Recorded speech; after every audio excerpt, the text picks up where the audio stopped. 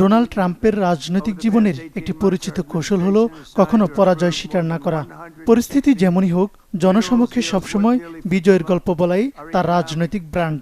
কিন্তু ইরান ইস্যুতে সেই কৌশল যেন বারবার ধাক্কা খাচ্ছে। হরমুজ খুলতে যুক্তরাষ্ট্রের চাপ, ইরানের জবাব, আমরা আমেরিকার সঙ্গে নয় ওমানের সঙ্গে কথা বলছি। যুদ্ধের ময়দান থেকে কূটনীতির টেবিল যেখানে খেলাটা গড়াচ্ছে, সেখানে যেন প্রতিবারে নতুন সমীকরণ তৈরি করছে তেহরান। আর সেই কারণে বিশ্লেষকদের প্রশ্ন, ট্রাম্প কি জীবনের সবচেয়ে কঠিন প্রতিপক্ষের মুখোমুখি হয়েছেন? কয়েকদিন আগে ট্রাম্প ঘোষণা দিয়েছিলেন খুব দ্রুতই ইরানের সঙ্গে নতুন আলোচনা শুরু হচ্ছে। এমনকি তিনি দাবি করেন চুক্তির মূল কাঠামো নাকি প্রায় ঠিক হয়ে গেছে। কিন্তু কয়েক ঘন্টার মধ্যে সেই দাবিকে প্রকাশ্যে নাকচ করে দেয় তেহরান। ইরানের পররাষ্ট্র মন্ত্রণালয়ের মুখপাত্র ইসমাইল বাকাই স্পষ্ট জানিয়ে দেন, যুক্তরাষ্ট্রের সঙ্গে কোনো আলোচনা চলছে না। তিনি বলেন, ইরানের আলোচনা হচ্ছে ওমানের সঙ্গে, আর সেটিও হরমুজ প্রণালীতে জাহাজ চলাচলের নতুন ব্যবস্থাপনা নিয়ে।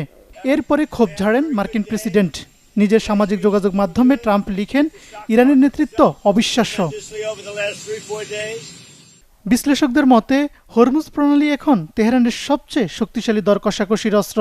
অন্যদিকে যুক্তরাষ্ট্র চাইলে বড় ধরনের হামলা চালাতে পারে, কিন্তু প্রশ্ন হচ্ছে সে হামলায় কি সত্যি ইরানের নীতি বদলানো সম্ভব?